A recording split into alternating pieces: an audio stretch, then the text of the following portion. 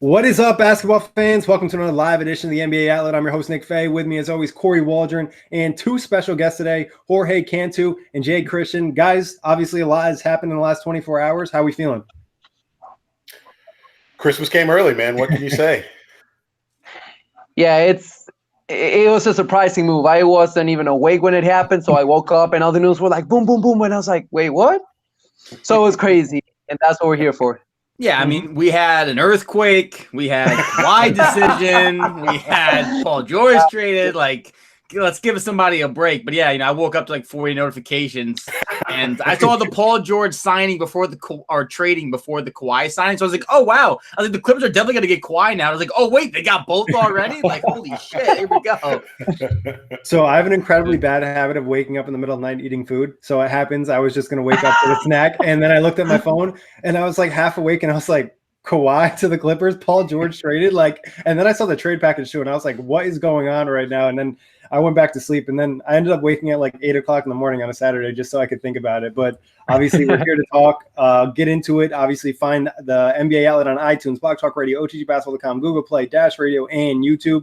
But guys, let's get initial reaction to the trade. Obviously, I'll drop the details real quick. Like Kory mentioned, it was Kawhi Leonard signing with the Clippers, and then they completed a trade with OKC out of nowhere, and they sent a lot of picks. OKC sent the Clippers sent their unprotected 2022 first round pick, 24, 26, and 2 picks from the Heat, 21 and 23, and then swaps for 23 and 25, and also Shai Gilgeous-Alexander and Gallinari. So this is not a small trade package. Initial thoughts let's start with the Kawhi, and then we'll dive into the Paul George side. Yeah, so this is kind of what the Clippers had been gearing up for, right? If you read into the stories, the profiles that have come out about Kawhi over the last few months, you find that he, was a great player in high school, but wasn't heavily recruited by the major universities. And it seems like the Clippers gave him that recruiting experience he never got back in high school. They've been after him for about 18 months. I mean, Bruce Bowen is no longer doing play-by-play because he had some sort of not nice things to say about Kawhi last year when he was leaving San Antonio, and they got him out of the paint with the quickness. So this has been a targeted effort. I think some of the messaging has gotten mixed over the last few days about where Kawhi might end up. But when you really take a step back and look at it, the Clippers have been in the running since day one, and the move actually makes sense. Yeah, even though we've heard the Clippers like as legitimate contenders per se for Kawhi over the past year, I don't think a lot of people really took them. Well, at least I didn't take them like that seriously. I was like, if he's going to LA, he's most likely going to the Lakers, or he's re-signing with Toronto. I expected him to just go back to Toronto after winning a championship and Finals MVP. But I was definitely surprised to see that he did go to the Clippers. He made teams wait very long. You read the report that he asked the Lakers for more time, and look, well, seems like he got what he wanted. I mean, the asking for more time. So I really do think at one point, I think this race changed on like a daily basis for where Kawhi thought he was going to go. So I do think at one point in time, he probably did think it was the Lakers. And I think the reason this also took so long is I think he told the Clippers right away. We heard the Jimmy Butler rumors, right, about them trying to package him with a star. So I think Kawhi, in a way, was trying to give the Clippers every opportunity to put him in a situation where he could sign with them, because I think he did like the depth and the overall roster alignment as it currently was. And then you think about it from this perspective too, as Kawhi now has his own team, and it fits who Kawhi is as a person. Like Kawhi going to the Lakers and pairing up with 2 other superstars, like it didn't like make a lot of sense for who he was. Him staying in Toronto, like, yeah, it would have been a nice story. They traded for him, they took the risk, it paid off, they got a chip. Maybe they could be more in the future. But the Clippers made the most sense, and once they were able to get Paul George, or at least solidify they could get someone to pair with Kawhi, it was a done deal. Yeah, I think you brought up great points, Kory. Like you mentioned, it's like deep down, he always wanted to go to the Clippers because, basketball perspective, he wanted to win as many championships. He signs with the Lakers. That team's super stacked. The Raptors, he could go back there, but then there's a chance that Lowry and Gasol regress. So I think ideally he always wanted to go to LA. He didn't want to pair up with LeBron because he wants to be the best player in the NBA. And we all know if you're on LeBron's team, especially if Anthony Davis is there, a lot of people aren't going to consider you the best player in the league. With the Clippers, like Kory mentioned, he has the potential to be that guy, take his own team. And like telling them then that he wanted to add a star and kind of going back to it later last night saying, hey, if you guys get Paul George, I'll sign. And I found it really interesting that he kind of tried to recruit Paul George. Like we knew he reached out to KD, But out of all people, he went to Paul George, knew he kind of wanted to come to LA, got the deal done, and the Clippers paid a price. But hey, you landed your 2 superstars. And I just want to say quick, this is the definition of real deals move in silence. Because Yes. Paul George requested a trade earlier this week, and we didn't hear a peep about it. We didn't hear one thing. And then all of a sudden, it's the fact that Kawhi's been trying to pitch him the entire time, and then Paul George requested the trade. But we had no idea that this was even on the table. You know, we kind of thought, I mean, OKC was like the last team I was thinking about. Like, I was like, oh, maybe Steven Adams gets traded to the Celtics. Right. But like, I wasn't thinking about Paul George or Westbrook, and this was like a left hook out of nowheres. Yeah, and I think if anyone thought Paul George might be traded, it would be in the season of, like, say they had a bad season or they weren't a top seed and they wanted to change things up. But in the summer, obviously they paid a huge price. But hey, pulling a guy who finished third in MVP votes is huge. And maybe that is, I mean, going back to last summer, I 2 things. One, for whatever reason, Paul George was just not feeling the Lakers, right? Because, I mean, in a lot of ways, I mean, you could argue if he could force his way out of LA or out of OKC to get to the Clippers, he could have done the same with the Lakers, you know, assuming they still had the assets and, you know, you can do the math and imaginations, et cetera, et cetera. But, you know, I think that, you know, Paul George made that decision last year to stay at OKC. I think he was kind of swept up in the moment, swept up in the good feelings. I think Russell Westbrook is a very strong personality. He could probably convince you you know, Paul was feeling himself at that birthday party. And it's like, OKC, let's do it. I love fishing, right? And then I think he looked up and he saw what his future looked like with Russell Westbrook after that exit from the first round this year against the Portland Trail Blazers. And I think Paul George probably looked at it and said, you know what? I can't imagine spending my prime here on a cash-strapped team. Certainly, Kawhi was a great recruiter and ended up getting the deal done. But Paul George, I mean, he just turned down the city of Los Angeles, you know, a year ago. And to now have such a quick change of heart, there's probably something we'll get into a little bit later where that leaves OKC.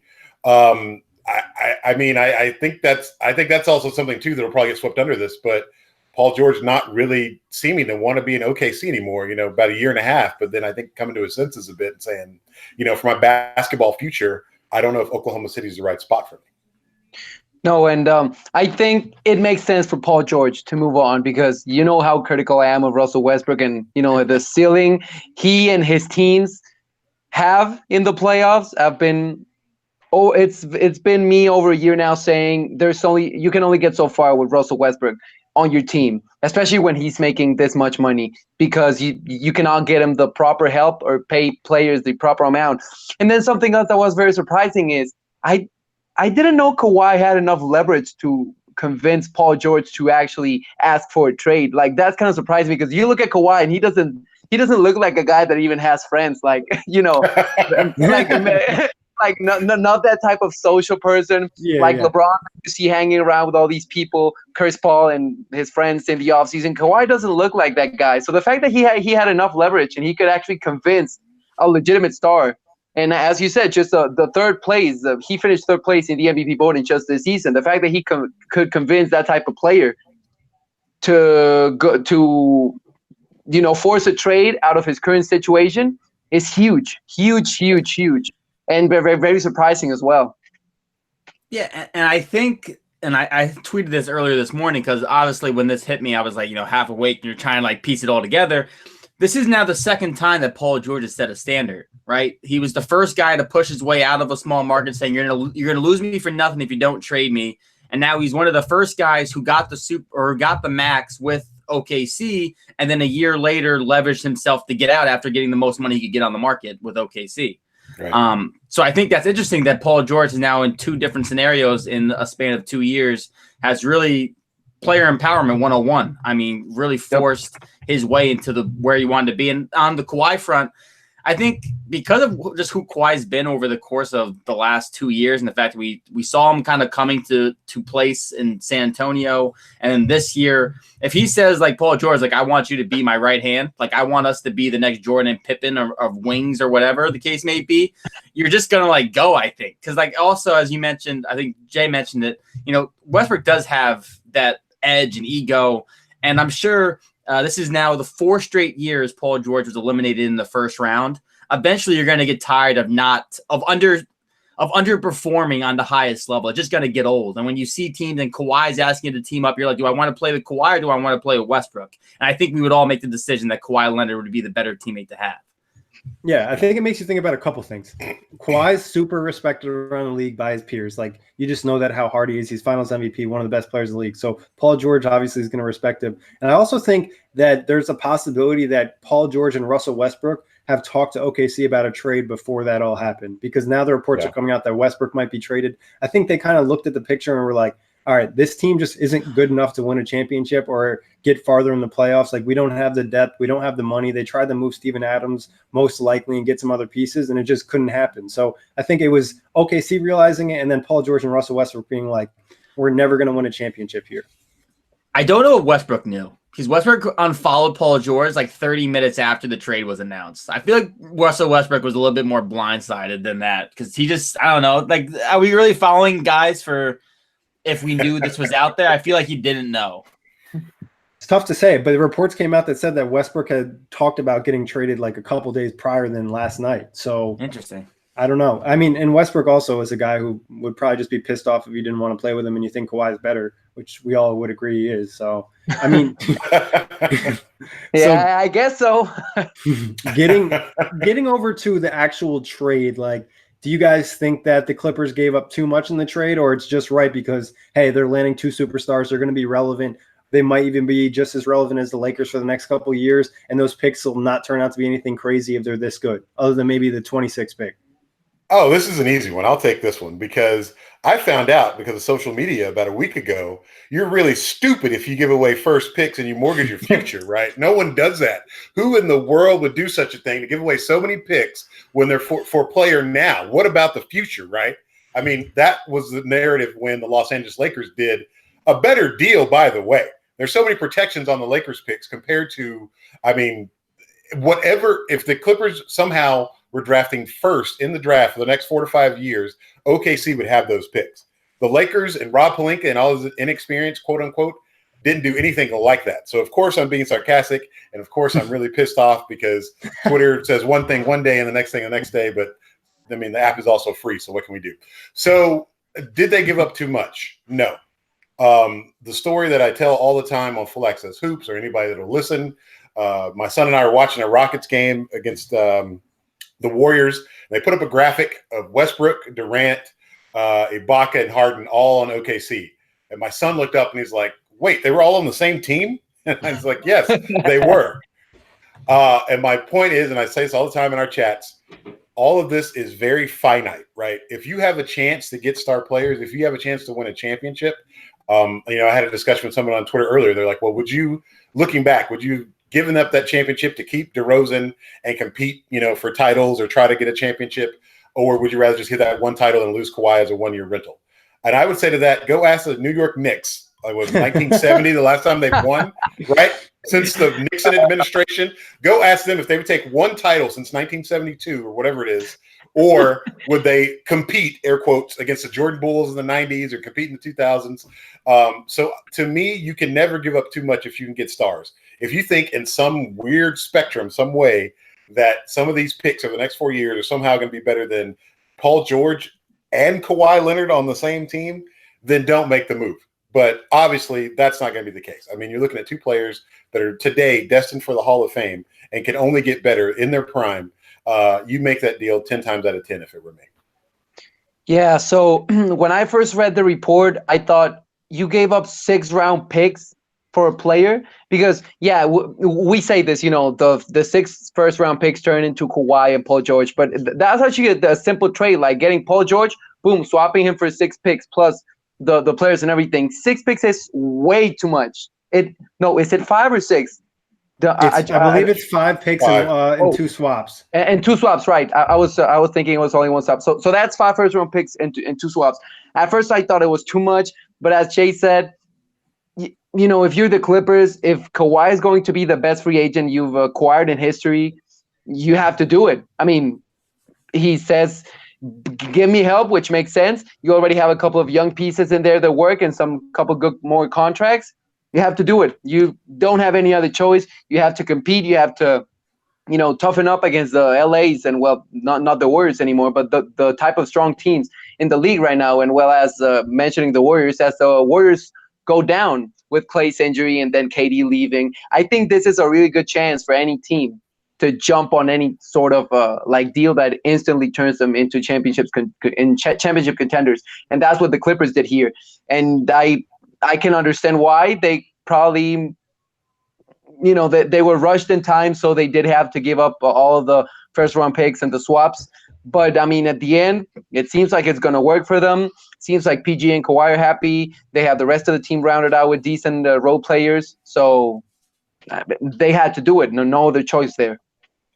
So again, Jay, me, and I both harp on it's a full access hoops, and you guys both said great points. I mean, at the end of the day, it's a lot of picks, but as Nick mentioned, those picks early on, they're going to be high draft picks. You're going to have Kawhi and Paul George on this roster for a lot of those picks. So it's not like these are going to be lottery picks, or at least they shouldn't be lottery picks. Right. If they're lottery picks, this has gone really bad. That's another pod we have to do. Yeah.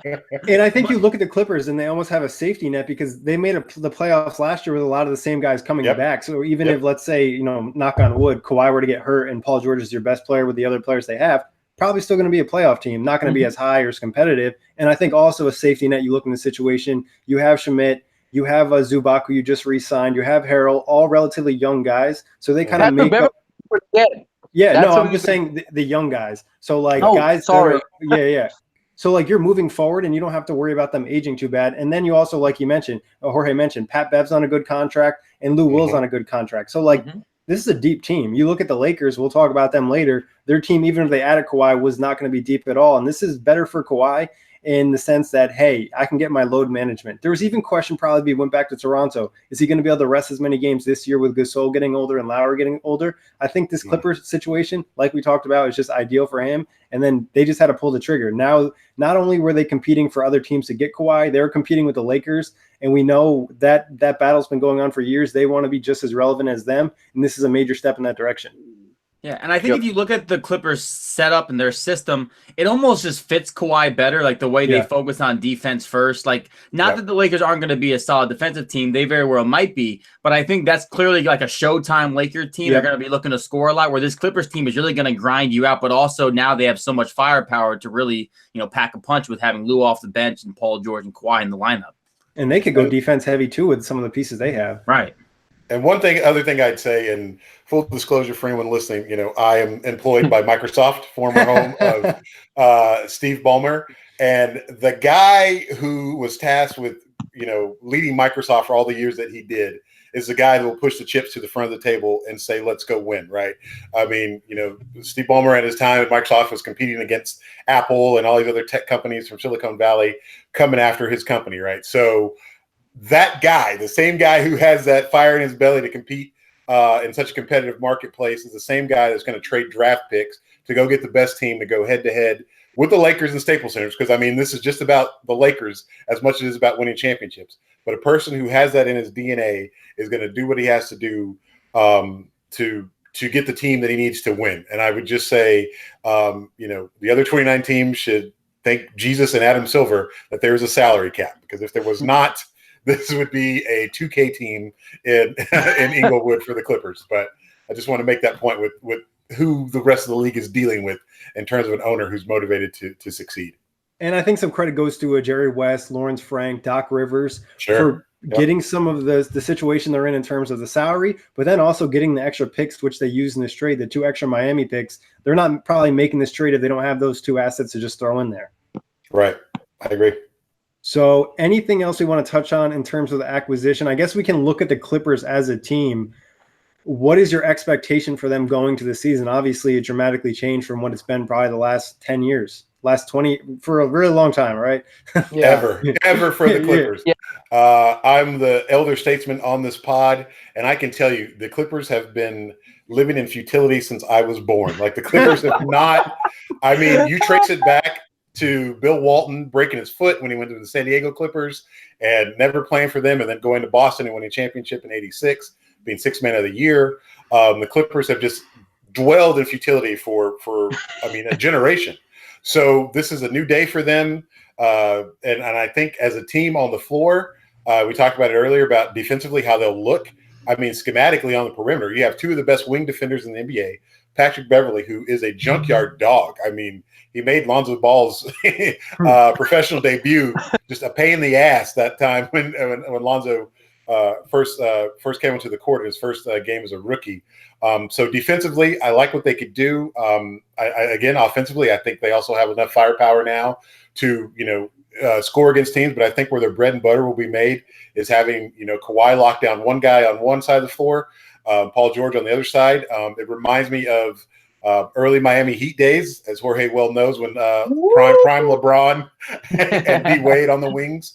Or going back even a little further to mid-'90s Bulls with Scottie Pippen and Michael Jordan being the two best wing defenders in the world at that time, quite frankly. So I think they'll be fun to watch. Yeah, I don't think it's a hot take at all saying the Clippers are instantly have instantly become a top 2 team in the Western Conference. Dalton and the Rockets may want to fight me, but I think it's it's fair to say that it's between the Lakers and the Clippers. Both LA teams are atop their conference. The Warriors may also disagree, but the Clippers have immediately jumped from like fringe playoff team. They were like the 8th. Yeah, they were the 8th. No. Seven. No, yes, they were the 8th seed because the Warriors were the first this year, 2 seed. right? Warriors are a 2 seed. All right, so the Clippers made this huge jump from like 7th seed to possibly 1 or 2 seed at least, right? Which is big enough. Well, of course, assuming they're healthy and everything works out as planned and everything. So there's nothing they can complain about. Losing picks, not getting whoever, boom, you've instantly become a championship contender just like that. And you got like the just now the Finals MVP, just won a championship. What else can you ask for? That's a crazy win for them in this offseason. Yeah, I mean this team's got depth, which is I think what stands out the most. And I think you made a great point, Jay, on comparing him to the Bulls. Like I saw I don't want to say, it wasn't a meme, just like one of those Photoshop pictures of the Bulls lineup next to the Clippers lineup. And I mean, I just love the look of Paul George alongside Kawhi Leonard. Throw in Patrick Beverley. That defense right there is enough for me to get out of my seat. You throw in Montrezl Harrell. You still have Zubac, who showed a lot of good flashes between LA and the Clippers. And you still got some of these young guys. And who knows what else they do. I mean, there's if Iggy gets bought out perhaps, or maybe they make a move for Iggy down the line just for some more competitive spark off the bench. But the Clippers are just deep, and they have a lot of defense. And you throw in the fact that Paul George is coming off a career best 28 points per game, and Kawhi is just going to be 26 coming off a Finals MVP, or 27. It's just set up for the next handful of years. Obviously, the windows seem to be a lot shorter than we anticipate. Obviously, the Celtics were supposed to dominate for the next decade, and that's changed. But as of right now, the Clippers are set up for the next 5 years, arguably. Yeah, at least till the contracts run out. 4-year deals. They'll probably re-sign most likely if things go well. And just to run down the roster to give you an idea of who they have right now: Patrick Beverley, Lou Williams, Paul George, Landry Shamet, Kawhi Leonard, Mo Harkless, Zubac, Montrezl Harrell. So, I think a lot of people forgot they got Mo Harkless, who's been a solid wing for Portland for a long time. They essentially got him for free. So now that's another guy you have a little bit more depth. And like Kory mentioned, who else are they going to sign? Now they're really attractive to a lot of these, remaining free agents, because this is a championship contender. I think it's Western Conference Finals or bust for this team. You want to end up in the Western Conference Finals. If you lose in 7 games, it is what it is. Going against the Lakers, if they have a good team, that's most likely what it's going to be as of right now. So expectations are different, but they have the ability to be the best team in the league. Yeah. No question. But that's just like that. Now, do we want to touch anything else on the Clipper side, or we should move over to OKC, the Raptors, and then the Lakers? I think it's OKC time. Okay. It's OKC time, and we talked about this, pretty much they were in a situation where they weren't going to get much better, and they had to make moves. Jay, what are you thinking? It's weird, right? Because on the one hand, I think Sam Presti is one of the handful of guys that are really good at what he does in the NBA. I mean, I think Presti's up there. I mean, David Griffin's had himself a month and is kind of the name on the tip of everybody's tongue right now.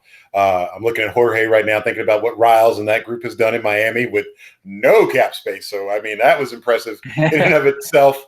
Daryl Morey, of course, is the godfather in a lot of ways of sort of modern NBA. So a lot of great front offices, but I still put Sam Presti as an executive near the top of that list. So on the one hand, I understand that Presti said, okay, Paul George is coming, asking for a trade request. We can either see what we can get on this trade and sort of build for the future. Also looking at our books and seeing where we are financially, what we're up against, what our, as we've talked about a second ago, what our future looks like in terms of playoff success. So Presti by far made the best deal that he possibly could have made. I've seen some people compare it to the Herschel Walker Dallas Cowboy trade, aka known as the Great Train Robbery. I would, as a Cowboys fan, I would push back on that because a Herschel Walker that Minnesota got is not the same Paul George that the Clippers are getting. So I don't think that's an apples to apples comparison. But that being said, a tremendous deal. That's a deal that if forced to make it, I think I would make, and I think Presti deserves credit for that. On the other hand, I kind of question, I guess, why he had to do it. I mean, I understand, and we talked about it, and we'll touch on this more, the idea of player empowerment, right? Like, the contracts, and I think Ramona Shelburne in her piece said this, the contracts are no more valuable than the paper they're written on, right? So in other words, if Paul George comes to you, max contract or not, and says, hey, I want out, then it's a players' league. It's not the NFL, right? You have to move him, or he's just going to be, pissed off, a disgruntled star. But at the same time, moving him after a year, I'm conflicted. On the one hand, Presti did the deal he needed to do, but on the other hand, that just seemed really freaking easy. Paul George went to the office and said, I want to trade, and you traded prime Paul George. And now you got a load for him. You got a haul. And maybe you're tearing this thing down and you're starting all over anyway. So it's a moot point, right? And the next move is probably either Westbrook or Adams, or both, quite frankly. But it just seemed really easy, right? Like he just went in. I mean, am I overthinking it, or I don't know? I think like the package is just amazing. It's really hard to turn down. I mean, this is probably one of the best trade packages you could ever get. And there's one thing I think from the OKC side, it's leaked that Paul George leverage is lost. And he also had them in a situation where we didn't really know about this.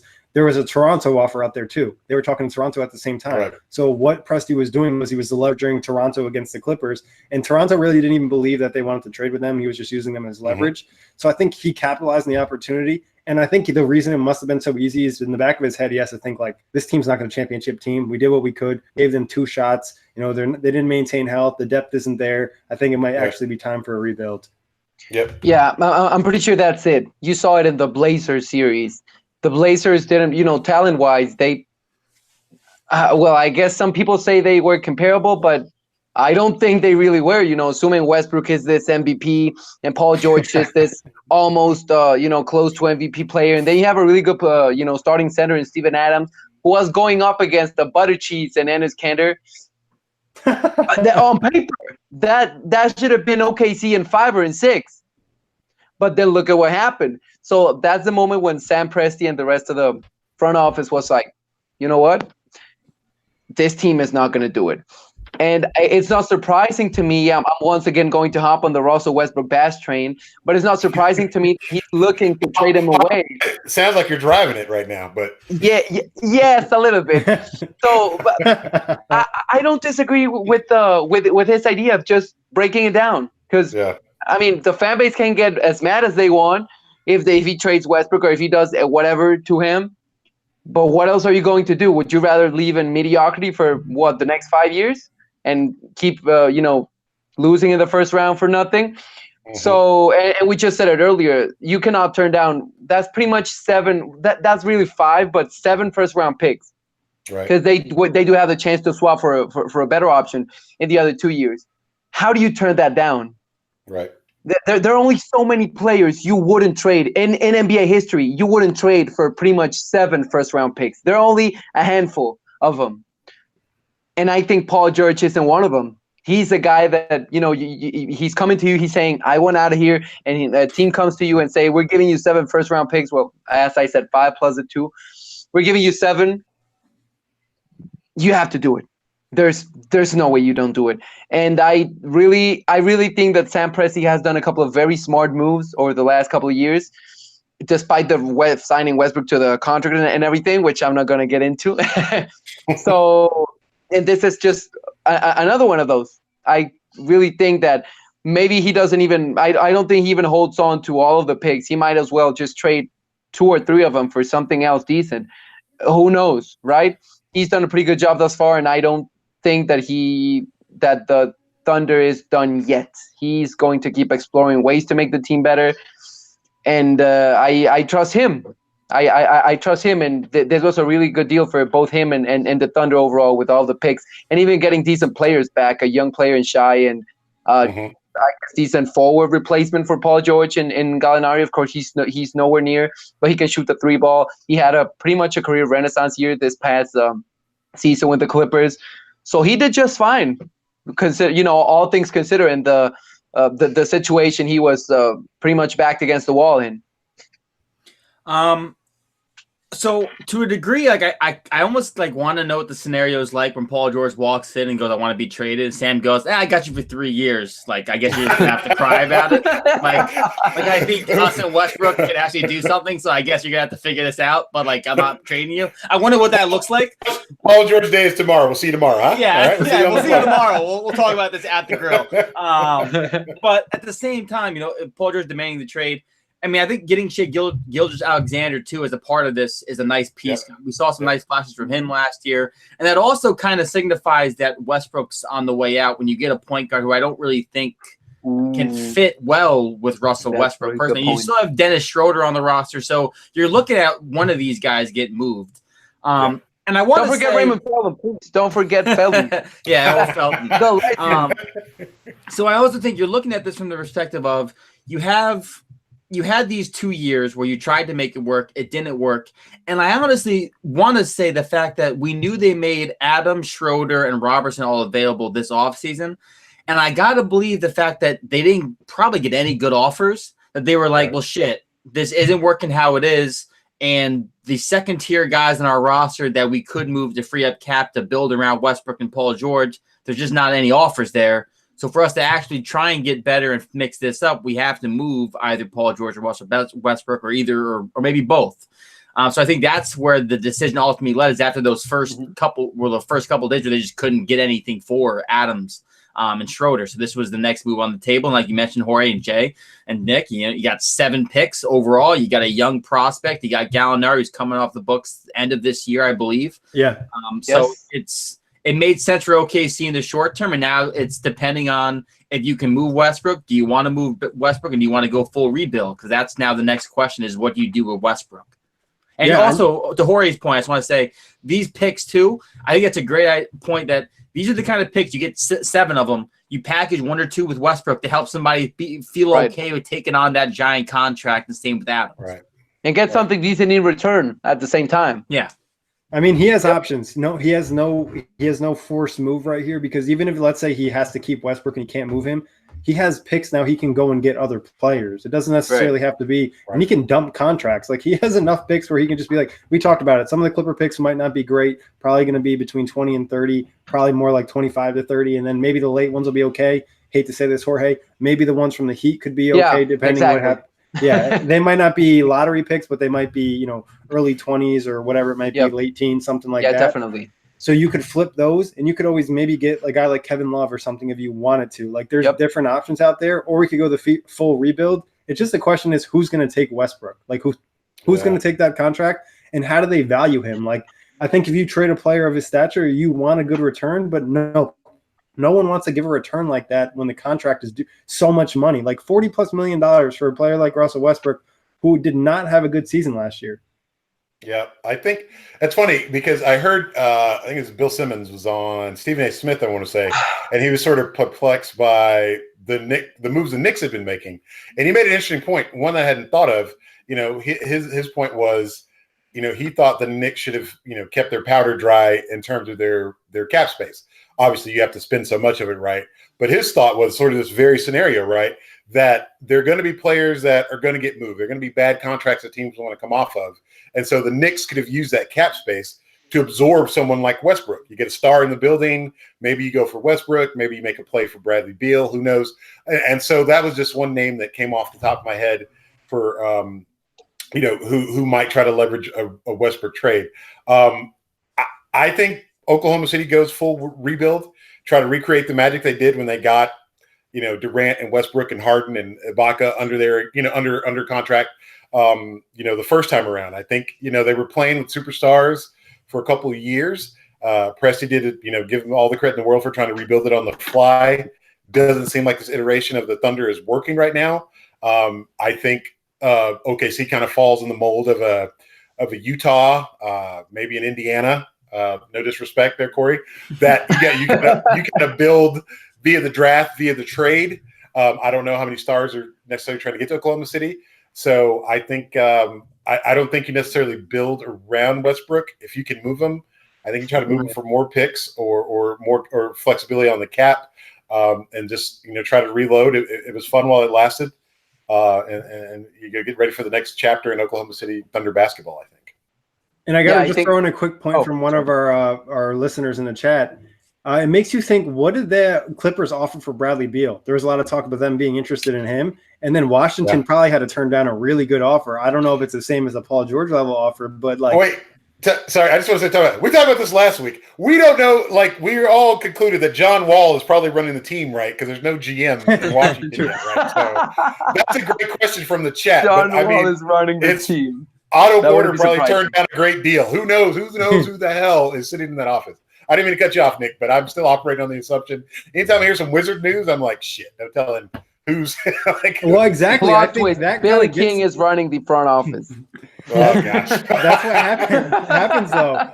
If you don't have anybody in office, which they haven't for months now, what are they doing? They could have just missed out on a really good offer. Maybe it's not the same as Paul George, because obviously Kawhi said he wanted Paul George specifically, I think at some point in the chat with the Clippers. They probably turned down multiple first-round picks and Shai Gilgeous-Alexander and Gallinari, who I didn't really touch on. There's a possibility you could flip Gallinari, and maybe if you take a bad contract back, if you're going that rebuild route and getting another first-round pick, or he just gets bought out and signed for someone else. Yeah, because he's an expiring too, so he does have some trade value and is a quite decent player himself. So yeah, it's interesting. I mean, OKC has a lot of avenues they can travel. I don't think there's necessarily a ton of pressure. I'm sure Westbrook is trying to push his way out right now because he kind of speculates, hey, we're not going to really be that good, especially with how stacked the West is. But anything else we want to touch on from the OKC side? I think Russell Westbrook's out. I don't know where. Give me three. Are you projecting, or you? What are you? You're like, I want him out. He's gonna be in South Beach, right? This is what happens when you. No. That's one of the teams in the universe. That's one of the teams that he might go to. Yes, I know that's a possibility, and I've been all day because I've seen the reports and I've seen the Heat are interested and they like what they have in Westbrook, and I'm like, the Godfather will make it happen, man. I will. I just want to go on the record down right now and say this. I will go really, really nuts if Miami does trade for Westbrook. I don't know what I'm. I don't even want to think about it. I don't even want to think about it because I'm not Russell Westbrook's best friend. I mean, let's talk about top 3 destinations where Westbrook could end up this season if he was traded. I think we'd all agree Miami is a possibility destination. Oh, for sure. Yeah. Be realistic, it is. I would say Miami. I would say Minnesota because they have some expiring. Minnesota. Possibly flip. And then an outside dark horse San Antonio, but I couldn't imagine Pop he would have a heart attack watching Westbrook drive up and down the court taking some reckless ass shots, and then he could bench one time and Westbrook and Pop would be fighting. So I think it's almost like Minnesota or Miami. I feel are the top 2 destinations, unless some team comes out of left field and makes a God plan offer for him. Well, that's the thing. Are you going to have to make a really good offer, or is it going to just have to be an okay offer? And maybe you give them some picks and then you give them some bad contracts as well because they're going to a rebuild. A team that I saw mentioned, and this kind of does make sense, and they need a point guard really bad. Orlando Magic. Ooh, that's interesting. The fan base would be excited, I'm pretty sure. I mean, that's the only way for them to get that level of star. I mean, if we're being honest, if Orlando wants to get that level of superstar, unless you're going to draft him, you would have to get him in some kind of trade like this. And they do have some assets that they could move. They do have some friendly contracts. and it wouldn't be the worst fit. Like, there's a defensive-minded unit and Steve Clifford, so Westbrook could be hit a little bit better. That's an interesting thought. Maybe it'd be the Markelle Fultz gets flipped again, and we still don't see Markelle. I mean, he does have $9 million on the books for him, and there's other guys like other bad contracts they have. They have Moskov on the books. They could use that contract to flip them. Aaron Gordon makes 19. Fournier makes 17. So they actually would be a team contract-wise could make it work. And Markelle Fultz is kind of interesting, I guess. Maybe if you give him a couple picks or something. Mo Bamba too. Like you maybe give them they haven't played a lot of Mo Bamba, so it could be a way to steal him from them, and maybe get one of those wings in Isaac, or I can't say his name, but it starts with an I. Awumda or Iwandu. Awandu. There you go. Awandu. I was close. Mace Windu, Awandu. Come on. What about? I don't think they trade Bamba, but I think they would maybe open to moving Aaron Gordon because it looks like his best position is power forward. Isaac's best position is power forward. Long term, it doesn't make sense. They just signed Aminu. They have other guys. Like I could see that as a real possibility. What about Dallas? No way. There's too much usage between him and Luka. Yeah, I was gonna say I don't think you want to mess with Luka with having Westbrook in his ear. Maybe Phoenix. Maybe they say we're sending you to basketball hell. Do whatever you want next to Devin Booker. Best of luck. No defense squad. Here's the thing. I think, and I will defend the Russell Westbrook slander that we've had on this first 40 minutes of this pod. I think of Westbrook sort of like Jimmy Butler in the sense that I don't think he's a bad teammate. I definitely don't think he's a bad guy. But I think he's just. I mean, I think he's sort of like you have to meet his intensity though. Like if you don't, like Russell's. I think Russ is at a 10. If you're not at a 10, you do things like sign an extension to be in Oklahoma City when you don't really want to be in Oklahoma City, right? If you're not like Jimmy, I don't think Jimmy had a problem in Minnesota per se. I think he wanted Cat and Wiggins. You know, if this is your team, then put me in my place, right? Stand up to me. I think Westbrook is kind of that guy. I don't think he's a bad teammate. I just think he's never really had. I mean, look who his co-stars are, right? James Harden, Kevin Durant, Paul George. Those are not, I mean, great players, but those dudes are not alphas, right? In terms of personality, right? They're not Mamba mentality guys, right? I think Westbrook's like that. Now, we all know that there's some good and bad with having Mamba mentality, quote unquote, right? But there's a certain personality, like Kobe Bryant didn't mind being challenged. He respected that, right? I think Westbrook is kind of that player. That's all I want to say. This is in terms of the Westbrook pod, but I just want to say, I think, so you do need to have a strong locker room to have a guy like Westbrook. So I think he actually could work in San Antonio because I think it's a strong culture there, and I think he would respond to something like that. But if you have just a bunch of also-rans on the team, no, I don't think that's a good fit for him. I will make one thing about a fit as well. We could argue that the fits in OKC have never been amazing. Yes, he's never had shooters. His best skill is driving to the rim, and he's never had space. Like it's amazing in some of the stuff he does, and like let's not act like he's a terrible player. There's some question for his efficiency and his shot making, but in certain situations, like let's hypothetically swap him out with. I'm not saying he's on Giannis's level, but put him on that Bucks team. And now he has the spacing he needs to operate. He needs a stretch five. He needs someone that could shoot and space the floor a little bit.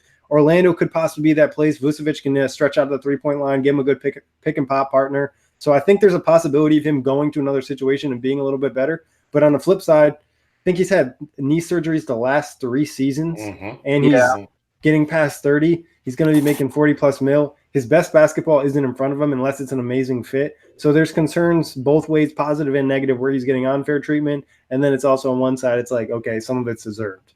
Yeah. Right.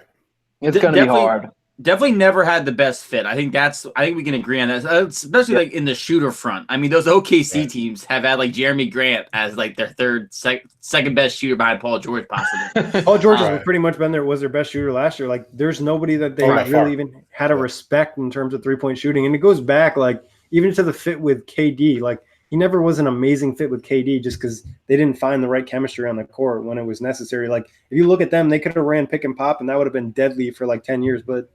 Was Durant ran an ISO basketball around Russell Westbrook commanding the basketball and doing his own thing. Yeah, they were never eye to eye trying to do it as a team. But like we've done enough on Westbrook and OKC. Let's talk about Toronto before we talk about the Lakers, because this is a team that low-key kind of got screwed. I mean, it was obviously expected when they made the trade that he wasn't guaranteed to sign. But from Toronto's perspective, what do you think's going on? Obviously, they just they signed Stanley Johnson 2 years, I think $7 million, and they lost Danny Green. Stanley Johnson? Yeah, they signed Stanley Johnson. Breaking news. Here it is. I had forgot he existed. Like, he bounced around. I want to say he went from Detroit to Milwaukee to New Orleans and then a free agent. oh right, he's been a free agent for the whatever ever since the Pelicans waived him, right? Yep. Jay, you want to go first? Sure, why not? So I think Toronto is actually not in a bad of the teams. Well, no, I won't say that either. I don't think they're in a bad position, right? Because I still don't know quite what Philly is. I think they're promising, but I still don't know exactly what they are. Milwaukee again looks good, probably the front runner, I would say. But I mean, Toronto also beat them. Granted, one of the big reasons for them beating them is no longer on the team. But they're basically running it back with the same squad, a team that prior to Kawhi showing up had been successful, perennial playoff team, Eastern Conference Finals, 50-win team, et cetera, et cetera. So I actually don't think building around Siakam will be that bad for them. I could see them being no worse than probably worst case scenario, a 3 seed in the East. No way. You think they're higher or lower? I think they're way lower. Without Kawhi, and Danny Green. Like Kawhi Leonard, we got to remember Kawhi. They had good moments during the season. Don't get me wrong, but also Danny Green had a really good year for them, and then Kawhi is Kawhi. Like they're not beating. Oh, okay. Okay. Let's run it. Okay. I will grant you Philadelphia, and I will grant you Milwaukee. Do you think today that Boston is better than Toronto? No. Yes. Yeah, I think so. I think Brooklyn's better. I think Pacers are better as well. Oh, whoa. Now we got to just hold the press. Toronto, you have to remember the year before they had DeMar DeRozan. And now they have no one to replace that scoring. Siakam definitely improved, but I would just like to say we're going 2019-2020 Nets, not 2020-2021 Nets. Yeah. They're just the Nets. All they did is swap out. They swapped out D'Angelo Russell with Kyrie Irving, upgrade, and then they added different pieces on the bench that are all going to balance out. I mean, DeAndre Jordan's easy swap. Taurean Prince and Amari Carroll, that's a fine swap. I mean, Jared Dudley, you're not crying over those minutes. And then a lot of the young guys are going to take a jump. So I definitely think the Nets would be in better spot than them. And all the players on Toronto, other than Siakam, aren't going to get better. The only thing on Toronto that I think is really promising is OG hardly played at all last year. He's going to come back and he'll probably be pretty good. Van Vliet, we found a star in Van Vliet, right? I mean, yeah. Well, if he's popping babies out every month. I don't know. I'll leave it there. But I like how we sort of popped into the Brooklyn buzz there for about 5 seconds. That was also great. He had those stats for me on the radio. I was not prepared for that assault. But I still say Toronto is actually not in horrible shape. I'll leave it there. I think what makes them not in horrible shape is that they have a ton of expiring contracts. Serge Ibaka expiring, Marc Gasol expiring, Kyle Lowry expiring. Yeah. That's literally $70 million in expiring contracts right there. There you go. So, yeah. Okay. Yeah, I mean, at the end of the day, they just won a championship. Yeah. So can they really be are they really that mad if this man came in for a year, delivered a championship? Of course he could have stayed. But, the Bucks are only getting better. The Pacers are getting better. The Celtics, whatever they're trying to do. The Nets, look at what they just did.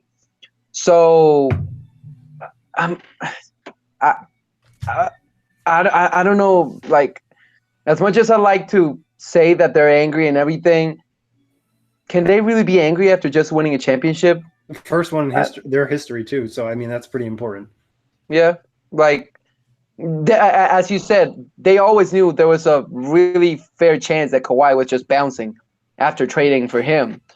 And, well, Danny Green just bounced as well. The cap situation was scary too. But, I mean, I think they would rather just, keep their championship and keep it as it is, Yeah, I mean, they went all in on last season. Last season was the prize season. You had a situation where you got Marc Gasol as well to go all in. You got Kawhi Leonard. You got your chip, the first one in franchise history, the first one for your country. I mean, that's what you wanted. And as you guys said, you now have Lowry expiring, Gasol expiring, Ibaka expiring. I do not think this is a home court advantage team in the NBA next season. I think they're competitive because you do have a bunch of champions now on this roster. So this is a team that knows how to win, knows how to grind out basketball games. But they had really bad offensive stretches without Kawhi with Kawhi last year. And now they're losing Kawhi and they're putting Stanley Johnson in his place. So it's not like there's offense coming. They're putting OG in his place. Well, OG, right, fair. Stanley Johnson. Siakam, I do think gets better. But I think this is a team that maybe someone comes knocking. Maybe Minnesota comes knocking about Kyle Lowry at some point this year. Or Andrew Wiggins. Maybe. Or maybe this is a team that goes for Westbrook. Or this could be a team that goes for Westbrook. But I think if you're Toronto, it was about last year. And now you're probably looking to the future. And all of these guys, as Nick mentioned, this is why if I was Kawhi, I wasn't going to go back to Toronto. It's because I think this team last year was the peak of the mountain. And now we're on this downward climb because all these guys are older. But I think Siakam's a part of the future. Hell yeah. But I think everything around Siakam is what you're going to not want to be around in the next couple of years. And Kawhi got out a year early probably. Yeah, I mean, I think you could look at it from another perspective, though. Like maybe he thought they could have a chance to compete this year. I don't think he really just didn't necessarily love Toronto because then he's going to the following season with just him and Siakam re-signed. And then they have full cap spot in 2021 where there's like a ton of big free agents like Giannis, Bradley Beal, Rudy Gobert. There's a lot of big names. So I think it was just like he didn't really love Toronto, but I agree. They got their chip. They went full mode. They knew they'd have to probably overpay Marc Gasol for last season and this season. But, hey, it works out. And it's not like they're stuck with these contracts any longer than this season. And who knows, maybe they're able to flip one because like Kory mentioned, they're expiring and a team who's contending might be like, all right, we don't mind overpaying this player for 1 year. Right. I guess we should talk about – go ahead. No, I just said right on point. Oh, okay. Let's go over to the Lakers front. Obviously, they were waiting on Kawhi, and pretty much since they've been waiting, most of the good role players have got snatched up. They did sign a couple people. DeMarcus Cousins, Danny Green, KCP re-signed, Quinn Cook, Rajon Rondo re-signed. What do you think? And they also signed Jared Dudley, big name. But Jared's my boy. But he was too Ben Simmons, I heard. What are we thinking about the Lakers in terms of like how they react to this situation? Do you think they're still feeling good with the team? Obviously, they made the trade for AD, but their roster isn't necessarily as complete as they would like. Yeah. So again, the paradox that is social media, specifically NBA Twitter. 48 hours ago, earlier this week, the New York Knicks story came out. They knew they weren't going to get Kawhi Leonard. It was a 3-horse race, basically. So they canceled their meeting with Kawhi Leonard. Why do this dog and pony show? We're not going to get you. We'll move on. Of course, social media reacted. The Knicks, typical Knicks. Idiots, you take that meeting. What's wrong with you? If you got a chance with Kawhi, you take the meeting. God, this is what's wrong with the Knicks. Typical New York Knicks. Fast forward to this week. Lakers are in the hunt for Kawhi Leonard. They know it's a gamble. They know it's a risk. On the one hand, they're trying to make a super team. And if they do, then great. They're probably going to run the league for the next couple of years. If they don't, all these role players that we've talked about start getting snatched up left and right. Turns out the Lakers did get Kawhi. I opened Twitter again, much to my dismay. Lakers, haha, LOL, Los Angeles Lakers, idiots. Why did you do that? You should have signed these role players. Jesus Christ. So maybe we'll talk about social media on another pod. But despite all that noise, I actually think, this was the plan that the Lakers sort of had, right? This was the conundrum they were in. Do you go for Kawhi or do you spend that cap space filling out the roster? I actually think the people that they signed, some guys I like, some I'm not crazy about. I think I like Danny Green as a signing. I think 15 per, 2 years for 30.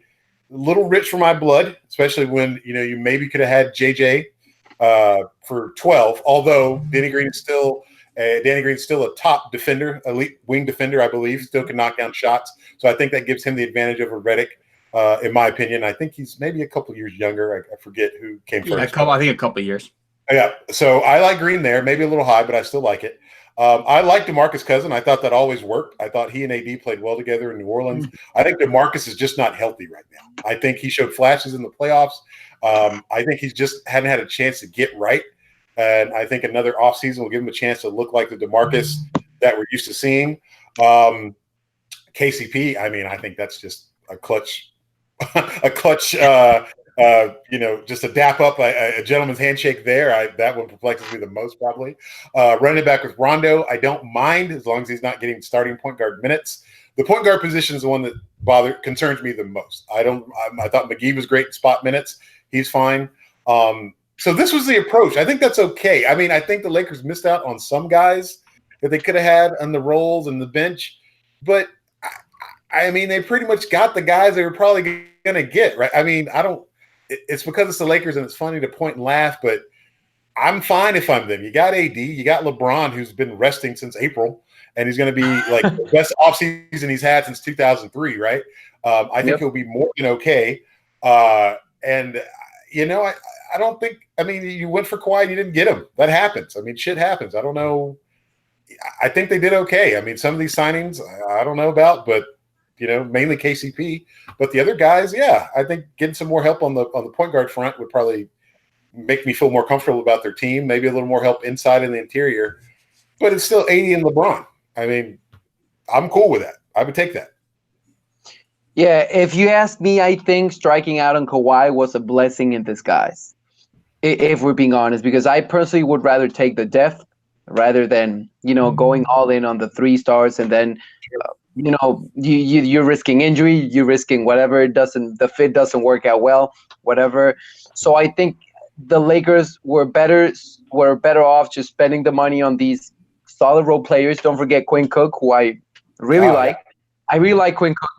It's going to be tough to figure out who's going to be the starter, the starting point guard, because it's going to be either Rondo or Cook, unless the Lakers just go pulling LeBron, which I doubt. But as I said, I don't think the Lakers can be that mad, because at the end of the day, it's not like they didn't get anyone to make up for the fact that they didn't get Kawhi. They got a pretty decent shooter. I mean, yeah, but pretty decent player, great shooter and great defender in Danny Green. He was just an NBA champion. They got DeMarcus Cousins on a very cheap deal, which is great for him. And Jay, you mentioned the rest of the guys. No need to repeat them. So I think they definitely cannot complain. I mean, getting that 3rd star would have been good, but then you think about it, and I don't think Kawhi would have been comfortable playing 3rd riddle to LeBron and AD. And I think it just gave him way too many different problems, more than they would like. So I don't think they can be mad, because they did get people to make up for it. I mean, Kawhi is plan A. This was plan B. Right. I think the Lakers understood that if they were going to have to wait, 3 days, not even 6 days, that there was going to be a limited amount of free agents left at their disposal. Right. And I think, especially after how fast these guys were going that first day, if anything, they knew what they were getting themselves into. They could have backed out right then if they wanted to go role player hunting. I think they knew KCP was going to hang around. I think they knew Rondo was going to hang around. Getting Quinn Cook, I think, is solid. So I think if you want LeBron to run point and if you want LeBron to run point and Rondo to come off the bench, you can start Cook and have Cook just be a shooter out there. In a lot of ways, probably. I like the Rondo signing because his relationship with DeMarcus Cousins and Anthony Davis has already been fruitful. Time in Sacramento, DeMarcus Cousins and Rondo had a very good relationship. It carried over to New Orleans, so I like that fit, especially if you have Cousins and Rondo off the bench. That could be a nice pick and roll offense off the bench. Maybe not a great at defending the pick and roll, but if you could at least be able to score off of it. That's another story. And the only thing I probably am a little bit sour. I mean, the KCP money, was it $8 million again he got, and then Danny Green getting 15. I would have liked to have seen them probably go half on both those guys just to get like Marcus Morris for more wing depth. I think that was like the only free agent I wish they had got, especially seeing him go for 2 years, $20 million to the San Antonio Spurs. I think his kind of grit and his versatility would have helped this roster a little bit more depth-wise. But overall, I mean, this is plan B, and I think taking a low-risk, high-reward on DeMarcus Cousins as they get healthy. Can he be, a 25-minute guy off the bench? I mean, you have McGee to split minutes with, who is a very serviceable center. So I think the Lakers made out with what they had at their arsenal. Yet again, you have Anthony Davis and LeBron James. There's already going to be 2 big mouths to feed. You want to have role players. Are these the ideal role players? Maybe not. But you had to go all in on Kawhi and try to get him. So I'm okay with the moves the Lakers have made. Yeah, I think it's easy to say in hindsight they should have went the role player route, but obviously they didn't know with Kawhi, and they went for the big swing. That's what the Lakers do. They went for the big swing last year with LeBron. They got him this year. They went with AD. They tried to combo that with Kawhi. It didn't work out. And like Kory mentioned, these probably aren't the role players they wanted. If you're ideally putting role players around LeBron and Anthony Davis, you want shooters. And there's some really bad shooters on this roster. Spacing is going to be an issue at certain points. Like Danny Green is probably the best three-point shooter on this roster right now. Yep. AD and Cousins have shot okay from three at certain points of their career, but still low 30%. LeBron is kind of hit and miss. Last few years he's been better from three, so hopefully he has a good year from three. But I think shooting is still an issue for this team. And they're going to have question marks in terms of depth, but at the end of the day, they'll still have Anthony Davis and LeBron James. And if Cousins can be 75% of the player we used to know, at least offensively, that's a major pop. Defensively, I don't think he'll ever be good. He wasn't never really amazing as a defender when he was healthy, and now we saw him in the finals last year. But the Lakers are still happy where they're at. I mean, you can't really be upset when you added a player of the caliber of Anthony Davis, especially at such a young age where we haven't even seen his prime. Yeah. Today, would you rather have LeBron James and Anthony Davis or Paul George and Kawhi Leonard? Short term or long term? Hell, I don't know. Today. Short term. So I'll go first, I guess. For this season, I think you'd rather have LeBron and AD because you think this is probably like one of the LeBron's last peak years. But then probably the years afterwards, you'd rather have Kawhi and Paul George. Okay. I would agree with that. Yep. Oh, sorry. No, you're good. That was me. I jumped the gun. So if you rank those players today, how would you rank them? Man. To be honest, Kawhi has to be number one. Yeah. Kawhi has to be one. I mean, it's tough to say. Going to next season, you expect to see a better version of Anthony Davis. So you could argue AD and LeBron are kind of 2, 3, and then Paul George is fourth. But it easily could swap. I think the only thing I'm really confident with saying is Kawhi is number one, and that Paul George is probably fourth. But he played better than LeBron last season. So it's like, but we know LeBron's going to be better this year. Like, I think it's just a given thing that he's going to play better in terms of energy-wise. Defensively, he's going to contribute more. AD is going to make his life. AD is arguably the best player he's ever played with. Mm-hmm. So I agree with that. And just so you guys know, the Lakers just signed Alex Caruso. Oh, big name. Big splash. Breaking news. Caruso, he played decent minutes for them last year, though. He's not amazing. Shot 49% from three. So maybe some shooting. You guys stop that. Don't do that. Don't do that right now. That's not. It's time to bring the GOAT back. Bring Ingram back from the G League right now, please. Oh, well, I forgot his name. What was his name? Andre Ingram. Andre Ingram. Yep. J.R. Smith is still out there, right? I mean, yeah, they'll get him too, probably. Carmelo Melo talks. Yeah, Melo's pretty likely. I think JR is even more likely when he's bought out. He hasn't been bought out yet, if I'm not mistaken. No, he hasn't. Let's go, Melo. Andre Iguodala is going to be a real possibility as well if he ends up getting bought out. But there's been talk about Memphis holding on to him and just trying to. Yeah, they're trying to trade him. Yeah, that should be interesting. I'm just Jorge. I want to be on Heaters Gonna Heat when you guys sign Melo, Westbrook. When you have Melo, Westbrook, Shumpert. I certainly wouldn't be nearly as mad if we signed Melo because he's like my favorite player of all time. So now you're playing favorites out here. Right. I personally wouldn't be nearly as mad if we signed Melo than if we traded for Westbrook. So I'll make sure you come over to Heaters Gonna Heat. Don't worry. I want to say you're the biggest conundrum to hate the inefficiency of Westbrook, but to love Carmelo is a very weird conundrum. Let me tell you. There's an emotional attachment in there that I cannot. That you cannot explain, nor should you try. You like long twos, not mid-range twos. That's fine. I understand. I get it. Have you seen the workout tapes? It's hard. Have you seen him in the workouts and those open runs when he's alone? I might just need to hop on Full Access Hoops and talk about my fandom one of these days. Oh, you're there. Yeah. Once he signed with Miami with Westbrook, we're having you on first. No, Westbrook, please. We have a question from one of the listeners, real quick, Jorge. So, no worries. Going on to obviously 2020-2021 season. Rank the pairs of duos from Kyrie Irving, Kevin Durant, LeBron and AD, and then Kawhi and Paul George. Ooh. 2021 season, right? Yeah, not next year, the year after. I can go first if anyone's. I mean, I think it's Kawhi, Paul George, and then Durant, Kyrie, and then LeBron, AD, probably, right? That was those the three. I think the only thing I'm looking at with Durant is even if he comes back at 85%, I think the team overall is probably better because the depth they have on paper is ridiculous for these next couple of years. But I really like the combination of talent between Kawhi and Paul George. I think that's just a different level of dynamic because that's not just offense, that's defense as well. I'd have to agree. As crazy as it is putting LeBron last, which I have a hard time doing, it's just how it is. The Clippers are going to be dominant. Kory said two-way menace, both guys. The Nets are going to be crazy good. I'm very happy for the Buzz guys. Congrats. And then you would naturally expect LeBron to, suffer from age regression. Yeah, no, he's turning 37 in December. No way is he turning 37. Remember, he's turning 35. Didn't I write this article about him having the best 36-year-old season in NBA history? I think it was best 30. I think it was best year 16. Yeah, he's only 34 right now, and he's turning 35. Oh, my bad. Then it was 34. Excuse me. My bad. I'll take. Yeah, that's right.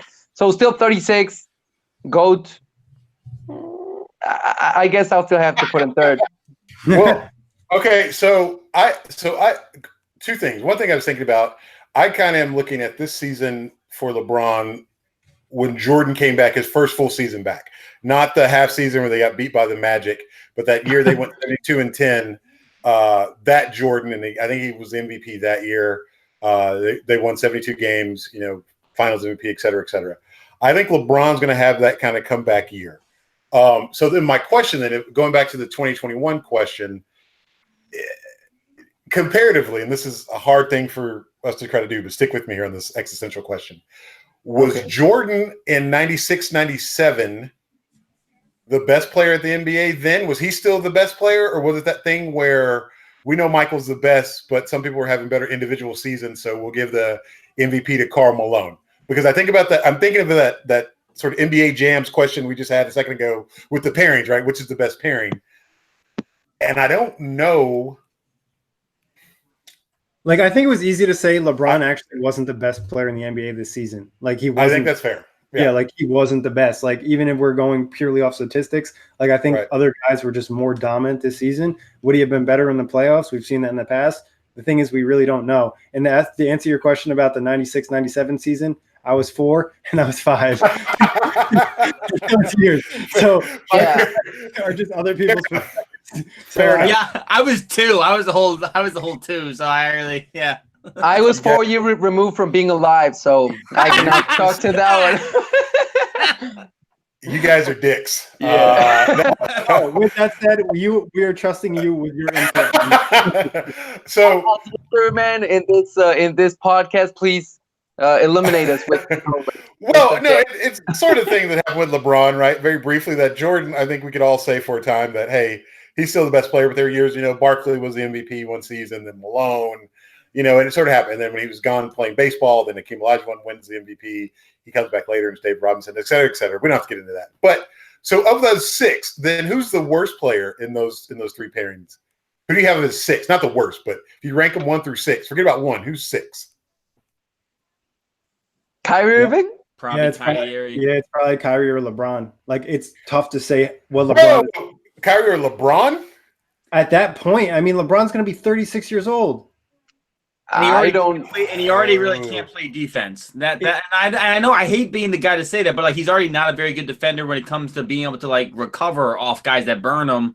Whereas I don't think the rebounds drop that much. I don't think the assists drop that much. I don't even think the points per game drop that much. But it's what does the deficiency on defense look like when he turns 36 with all these miles, all that runtime? That's my biggest concern with him. I will say it also could be Kevin Durant. I'm not going to sit here. Yeah, no, it definitely could. Like, if he doesn't come back fully from injury, I mean, Paul George could drop off. Like, do we expect LeBron to drop off at all? Like, if we don't, then he's not going to probably get lower than 3 on the list.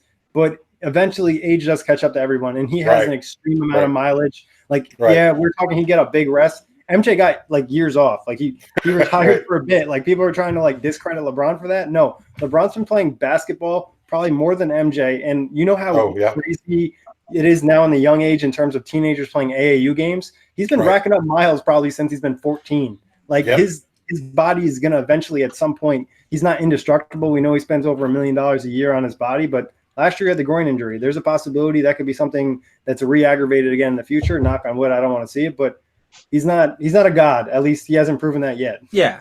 And I don't want to use this comparison is like a little bit different, but like it reminds me of Kobe Bryant that last year where like he was 33, 34, whatever the case may be, that 2013 season. And we saw him just like an absolute, still like at the peak of his powers almost.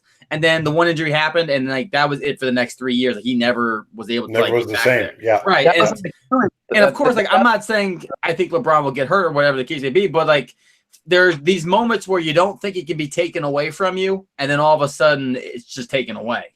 They are, yeah. I think we'd all agree that probably the top two on that list out of those 6 players will probably be Anthony Davis or probably Kawhi Leonard. Yeah. Yeah, AD and Kawhi. Yep. And the rest of the guys just have a lot of question marks. You know, was last year peak Paul George? Was that the best Paul George we're ever going to see? We really don't know because Kory knows this. He has his inconsistent issues where he's like really streaky shooting wise, and he's not as amazing as advertised. You look at the stats, but it's because one game was like peak Paul George, next game was bad Paul George. So last year, not one of my favorite numbers, but one of the numbers I remember about Paul George is that he had over 30 games where he shot under 40% for the season. And granted, they had a lot in common. Right, and granted, you don't have as many weapons, so like the volume of the shots you have to take and everything else. But I mean, again, that's concerning if you're Paul George. The fact of the matter is the guy was 28 points per game, and he had 30 plus games where he shot under 40%. That's way too many shots. way too many shots. It's also the team was pretty bad in terms of offensive scoring. Right. So him and Westbrook had to take a lot of shots. Yeah. But again, Jorge, who's shooting on OKC though? Yeah, I get it, but Westbrook shooting much. Would you rather see Dennis Schroeder shoot? Because I sure would, and I'd rather see Westbrook or Paul George. Yeah, but you're not pulling up like if you Russell Westbrook, why are you pulling up transition threes? Like, would you rather see Justice Winslow shoot or what is hey, he didn't shoot 10 this year from 3, so more. He plays defense, right? Hey, Houston's finest, Justice Winslow. Yeah, Kincaid, baby. All right. Well, anything else on the Lakers front we want to touch on before we get out of here? No, I think we're good. All right, guys. Just quick question. Just hit me quick. Top 5 teams currently in the NBA. Oh, damn. Kory can give you all 30 if you want. But, I'm about to go into my list to make sure I'm accurate. Does it have to be in order? Because I don't think I'm ready. Changed that 20 minutes ago. So I still. I mean, Kawhi's got. We don't have to rank them. You don't have to rank them. Just give me top 5. Okay, that's my pieces are going to change. Both LA teams.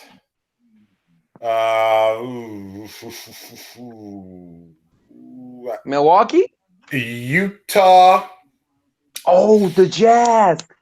Milwaukee. I forgot. And you know what? I'm gonna throw a shocker in there. Golden State.